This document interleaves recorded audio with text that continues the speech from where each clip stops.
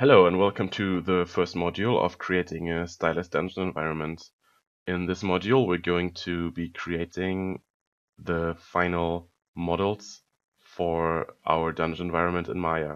I'm going to take you step by step through the creation of the blockout of the scene, the modeling of the assets, and setting up the UVs to be able to start texturing and rendering in the second module.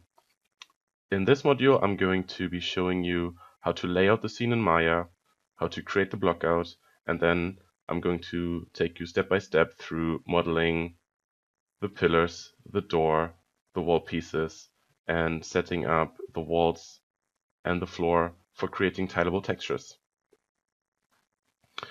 Before we start with the scene, I'm going to open up a new Maya and show you how to prepare the scene and lay out the dimensions for our scene so that we can start with the blockout phase in the next video. With a new Maya scene open, I'm first going to enter my preferences and set up my grid by using meters and the up axis Y. Now I'm going to lay down the dimensions of the room by creating a couple of planes. That will be 2 by 2 meters. The floor we're going to be later creating tileable textures for, and therefore it's quite a good idea to keep them square so that these can tile next to each other.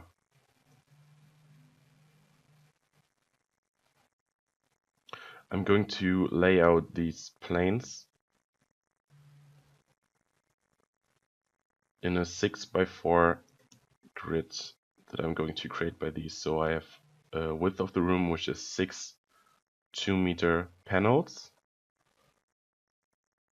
by 4. We're going to do the same for the side.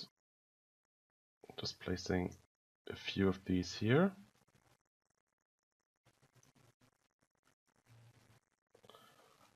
Then I'm going to add a little more height to the wall by duplicating the whole thing.